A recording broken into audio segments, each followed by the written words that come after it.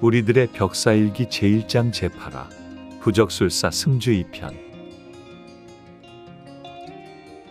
원래 남의 뒷담화가 제일 신나는 법이랬던가. 수인은 족발을 씹으면서 신나게 자신의 수호령들을 마구마구 씹어대다가 갑자기 승주가 내지르는 고통스런 신음소리에 놀라 승주를 바라보며 외쳤다. 언니, 왜 그래? 괜찮아? 갑자기 왜 그래? 어디 아파? 무슨 일이야? 정말 놀란 수희의 다급한 외침에 고개를 가로저으며 정신을 차린 승주는 자신의 등 뒤를 타고 흐르는 식은땀을 짐짓 모른 척하며 수희를 바라보며 애써 밝은 목소리로 말했다. 아니야. 방금 먹은 고추가 겁나게 매워서 그래. 진짜 매워 죽는 줄 알았다. 지금도 혀가 얼얼하네.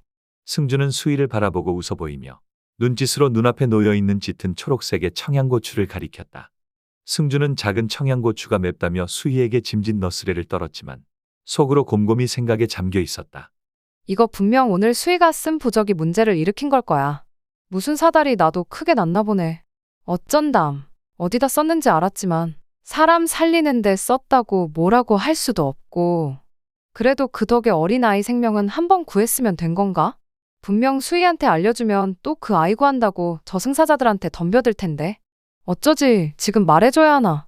승주는 걱정스러운 얼굴로 자신을 쳐다보는 수희를 향해 정말 괜찮다는 듯이 눈짓하며 나무젓가락을 들어 큼지막한 족발 고기 조각을 하나 집어 입에 톡 넣었다.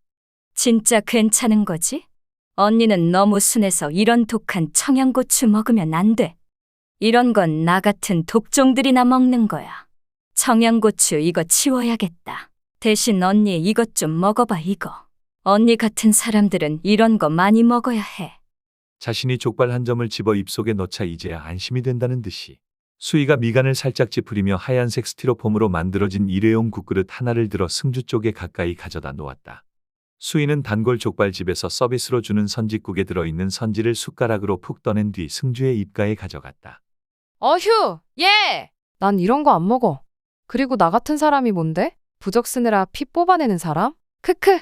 어이없다는 듯이 웃어 보이며 손사래를 치는 승주는 숟가락을 들고 있는 수희의 팔을 슬쩍 밀어냈다. 승주가 질색을 하자 수희는 뾰루퉁하게 입술을 슬쩍 내밀고는 그대로 자신의 입을 쩍 벌리고는 자연스럽게 자신의 작은 입안에 선지를 우겨넣고 오물오물 씹기 시작했다. 그 작은 입안에 한가득 우겨넣은 음식들 때문에 수희 입은 지금 터지기 일보 직전이었다. 소주를 마시며 이런저런 과거에 있었던 일들을 생각하니 갖가지 여러 감정들이 폭풍처럼 휘몰아쳐 어느새 눈가가 촉촉해진 수희는 갑자기 아까 병실에서 마주친 남자의 잘생긴 얼굴이 떠올랐다. 그 남자의 얼굴은 잘생기기도 했지만 뭐랄까 어디선가 본 것 같은 친숙한 얼굴이었다. 아니, 얼굴 자체가 아니라 몸에서 풍기는 기운 자체가 익숙하고 포근하며 아주 오랜만에 만나는 그립고도 그리운 기분이었다. 분명 처음 본 남자인데 왜 그렇게나 그리운 얼굴이었을까? 어느새 자신도 모르게 하얀 얼굴이 바알갛게 물들어가는 수희는 본인도 모르게 나지막히 중얼거렸다. 쓸데없이 잘생겨서는. 뭐시라? 잘생겨? 오호, 이거 봐라? 남자? 이상하네. 술도 강한 애가 갑자기 얼굴이 밝아진다? 너 무슨 생각했어? 무슨 남자인지 이 언니한테 한번 말해봐봐. 건수 하나 잡았다 싶은 승주는 수희를 향해 간드러지게 말하고 있었다. 자신을 향해 의심의 눈초리를 보내는 승주를 향해 수희는 화들짝 놀라 말했다. 아니야. 남자는 무슨 남자. 언니가 잘못 들은 거거든? 뭐가 아닌 거야? 뭐야, 내가 생각하는 그거 맞나 보네. 너 썸남 생겼구나? 아님 좋아하는 사람? 우리 수희에게도 드디어 봄날이 찾아오는 것인가? 사실 수희는 승주에게 아까 병원에서의 일을 이야기할 때 그 남자를 만난 이야기만큼은 쏙 빼놓고 말했었다. 그 남자를 굳이 승주에게 말할 필요도 없었거니와 대수롭지 않게 생각해서였다. 그런데 수희는 지금 갑자기 그 남자를 생각하니 저 깊숙이 가슴 한구석이 저릿하고 아플 정도로 아려왔다. 분명 아까 그 남자가 자신의 손목을 잡았을 때는 왼팔이 말도 안 되게 시원하고 청량한 감각의 기분이 좋았는데 지금 느껴지는 이 감각은 가슴이 저릿할 정도로 아려오는 그리움과 슬픔이었다. 뭐지 이 서사는? 설렘이 아니라 그리움이라고? 속으로 그 남자를 생각하느라 수희가 대답이 없자 승주는 족발쌈이 들어있지 않아 여유가 있는 수희의 왼쪽 볼을 살짝 꼬집으며 다시 한번 수희에게 물었다. 뭐야? 썸남? 말 좀 해보라니까. 아니래도 내 주제에 무슨 썸남이야. 가족 다 잃고 복수에 미친 나 같은 년이 그럴 처지가 됩니까요? 갑자기 정색을 하며 급발진하는 수희가 내뱉은 말에 승주는 멋쩍은 미소를 지으며 수희의 볼을 살짝 꼬집던 손을 들어 올려 자신의 뒷머리를 극적거렸다. 에이, 또 분위기 이상해지네. 각자 사연은 각자 가슴속에 묻어두는 걸로 합시다. 오히려 자신이 더 미안해하는 승주를 물끄러미 바라보던 수희가 눈썹을 한번 찡긋하고는 아무렇지도 않다는 듯이 족발에 다시 젓가락을 가져다 대며 말했다. 그런 수희의 마음을 다 이해한다는 듯이 승주 역시 고개를 끄덕이며 대답했다. 그래. 소맥이나 짠하자. 자, 짠하시오. 수희의 눈앞에 놓인 수희가 마시던 유리컵 잔에 소주와 맥주를 섞어 따라주며 승주는 가슴 한 구석이 먹먹해짐을 느꼈다. 복수를 끝마친 자신 역시도 이렇게 힘든데 10년을 넘게 복수에 매달려 하루하루를 살고 있는 수희는 얼마나 더 힘이 들 것인가. 그나마 자신은 수희 덕분에 쉽게 복수를 이루었고 하나 남은 가족인 어머니의 목숨만은 살릴 수 있었다. 하지만 수희는 그렇지 못했다. 수희는 아직도 자신의 가족을 무참히 도륙했던 화마의 존재를 찾아 10년이 넘게 전국 사방팔방을 떠돌아다니고 있었다. 수희의 말을 믿지 못하는 승주 자신을 수희가 거의 질질 끌고 가다시피 해서 도착한 엄마의 병실 안에서 본 광경을 승주는 지금도 잊지 못한다. 분명 담당 주치의는 승주의 엄마가 뇌사 상태로 일어날 수 없을 거라고 했었다. 그랬던 엄마가 승주 자신을 향해 목을 완전히 뒤로 꺾은 채 붉게 변한 눈으로 자신을 기다렸다는 듯이 승주를 반기며 기괴하게 웃고 있었다. 수희의 말로는 아버지에게 빙의됐던 자살귀가 승주마저 죽이기 위해 엄마의 몸에 빙의하여 나타난 것이라고 했다. 엄마의 그런 기괴한 모습을 본 승주는 눈물을 뚝뚝 흘리며 병실 침대 위로 홀린 듯 다가갔고 어디서 구한 것인지 모를 작은 과일 깎는 과도에 의해 승주의 오른쪽 어깨가 깊숙이 찔리고야 말았다. 피가 분수처럼 뿜어져 나왔고 승주는 아랑곳하지 않고 붉은 눈동자로 괴성을 질러대며 무참히 자신을 마구 찔러대는 엄마를 있는 힘껏 와라 끌어안았다. 죽어가는 엄마의 몸 안에 빙의되어 마음 약한 승주를 조롱하듯이 가지고 놀며 칼로 무참히 찔러대는 자살귀를 본 수희의 눈이 뒤집혔다. 수희는 미친 듯이 소리치며 자살귀의 영혼을 그대로 자신의 왼손으로 꽉 움켜쥐어 잡았다. 자신의 왼팔 역시 똑같이 불에 타는 고통에도 불구하고 분노한 수희의 왼손에 목이 잡힌 채 자살귀는 불에 활활 타오르며 고통에 몸부림치면서 엄청난 비명소리를 내질렀다. 귀가 찢어져 나갈 것 같은 그 날카로운 비명소리를 승주 역시 들을 수 있었다. 가족을 죽인 자살귀를 수희의 힘을 빌어 소멸시키고 나서야 승주는 진정으로 자신의 마음이 편안해짐을 느꼈다. 직접 복수를 겪어본 승주 자신이었기에 끝나지 않은 복수는 자신의 삶을 갉아먹을 만큼 고통스럽다는 사실을 그 누구보다 뼈저리게 알고 있었다. 그것은 지금도 엄마의 손에 찔려 깊숙이 자리 잡은 오른쪽 어깨에 칼자국 흉터를 볼 때마다 느낄 수 있었다. 그래서 승주는 수희가 더 안쓰럽고 가여웠다. 언니, 나는 있잖아. 우리 식구들 다 하늘나라 간 게 아니라 저기 멀리 먼 나라로 여행 갔다고 생각해. 미국이나 유럽 이런 데가 아니라 아주 저 멀리 달이나 화성 같은 곳 말이야.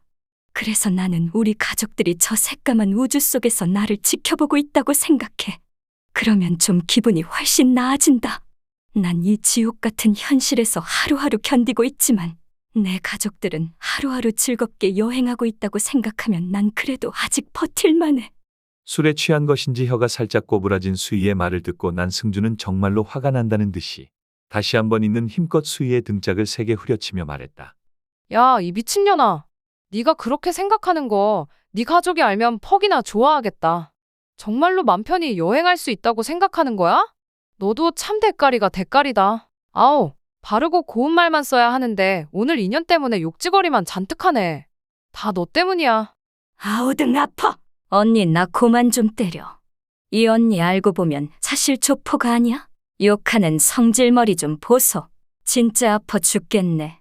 술에 취했지만 아픈 것은 아픈 것인지 자신의 등을 힘겹게 손을 뻗어 비벼대며 수희가 승주를 향해 말했다. 맞을 짓을 처하니까 그러지요.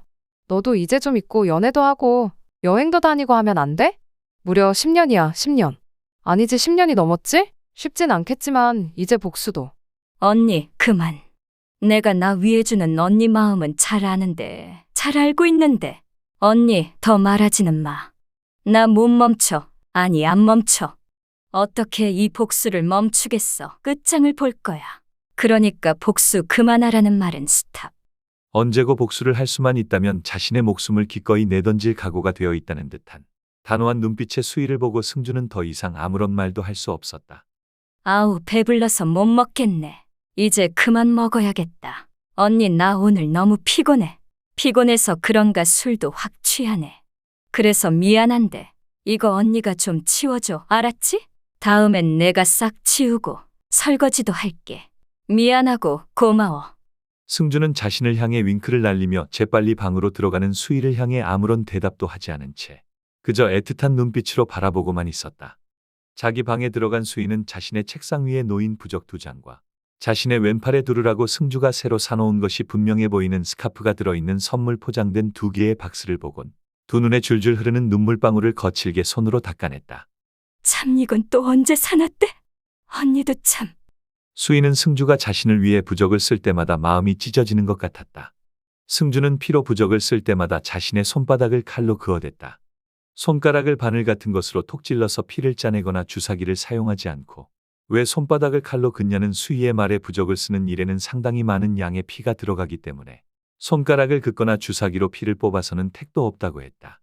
그리고 왜인지 모르겠지만 승주가 부적을 쓸 때마다 참고하는 책에서는 부적술사의 고통이 수반되어야 부적에 담기는 사념이 깊어져 부적의 효과가 더 생겨난다고 했다. 차라리 이렇게 한번 겁나 아프고 왕창 피 쏟는 게 편하고 빨라. 자신은 정말로 괜찮다는 듯이 활짝 웃어 보이는 승주였지만 부적을 쓰기 위해서인지 승주의 손바닥은 성할 날이 없었다. 사실 승주는 가족들이 사고를 당하기 전까지만 해도 평범한 대학생으로 살고 있었다. 다만 가족들의 장례식장에 나타난 친할아버지라는 존재 때문에 이렇듯 하루아침에 갑자기 팔자에도 없는 부적술사가 된 것이다. 승주가 수희에게 들려준 말로는 자신이 승주의 친할아버지라고 주장하는 노인을 장례식장에서 처음 보았다고 했다. 거짓골로 나타난 그 노인은 다 해지고 해진 낡은 옷차림으로 나타나 처음에는 노숙자가 음식을 얻어먹기 위해 장례식장에서 찾아온 것인 줄 알았다고 한다. 그 노인은 노숙자와 다를 바 없는 후질근한 몰골로 장례식장에 들어와 승주의 아버지와 승주의 여동생 영정사진을 멍하니 넋을 놓고 한참을 바라본 뒤 바닥에 그대로 주저앉아 숨도 쉬지 못한 채 꺼이꺼이 울기만 했다. 1시간가량을 쉬지도 않고 울어대던 그 노인은 이제야 한결 가뿐하다는 표정으로 눈물을 닦아내더니 손님들을 모시는 식당으로 휘적휘적 걸어갔다. 그러고선 손님 하나 없는 빈 식탁을 찾아 앉더니 그대로 소주 한 병을 벌컥벌컥 원샷 때리고 식당 바닥에 드러누워 코를 골며 잠을 자기 시작했다. 주변 사람들이 웬 노숙자 거렁뱅이냐며 그 노인을 당장 장례식장 밖으로 쫓아내려 했지만 승주가 말렸다. 분명 그 노인은 자신이 승주의 친할아버지라며 그 증거로 자신의 이름이 적힌 주민등록증까지 보여주었다. 누렇게 색이 바랜 신분증에 적힌 그 이름은 분명 예전에 자신이 본 가족관계증명서 상에 적혀있던 할아버지 이름이 맞았다. 나중에 입관식까지 마치고 아버지와 여동생의 화장이 시작되는 것을 끝까지 지켜본 승주의 친할아버지는 품속에서 다 찢어져가는 낡은 책을 승주에게 전해주었다고 한다. 쓸지 말지는 네가 결정해라. 그러고는 물끄러미 승주를 한참 쳐다보다가 순식간에 사라져버렸다고 한다. 승주에게 책 한 권과 한마디 말만 남긴 채 사라져 종적을 감추어 버린 친할아버지의 눈빛은 수많은 감정이 실려있는 듯했다. 그때 분명 승주는 그 노숙자 차림의 친할아버지 어깨 위로 하얀 종이로 된 나비 몇 마리들이 춤추듯이 넘실대며 날아다니고 있는 모습을 보았다고 했다. 그 당시에는 종이로 접은 나비가 어떻게 허공에 둥실대며 날고 있겠냐며 자신이 분명 헛것을 보았다고 생각했을 승주였지만 수희를 만나 별의별 해괴한 귀신들을 맞닥뜨리고 나니 충분히 가능한 비술이라는 생각이 들었다.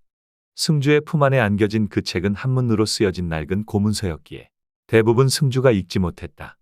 나중에서야 승주는 수희의 도움으로 그 책을 한글로 번역받았고 그 책에는 집안 가문 대대로 내려오는 부적술에 관한 비전이 적혀 있었다.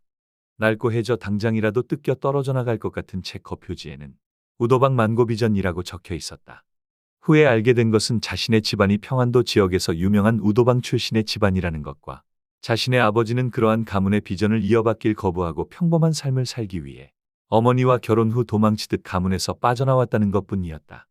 사실 그것조차도 승주 본인이 나중에서야 우연히 알게 되어 그렇다고 추측만 할 뿐 진실은 이제 더 이상 알 방법이 없었다. 자신의 가문과 아버지의 삶, 그리고 그 배경에 대해 궁금했지만 가족 장례식 이후로 사라져버려 찾을 길이 없는 자신의 친할아버지란 존재에 대해 승주는 더 이상 궁금해하지 않기로 결심했다. 아무런 설명도 없이 책만 전해주고 간 것을 보면 이에 대한 모든 결정은 본인에게 넘긴 것이라 생각이 들었기 때문이다.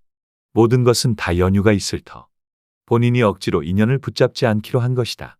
승주 언니가 또 무리했구나. 미안해서 어쩐담.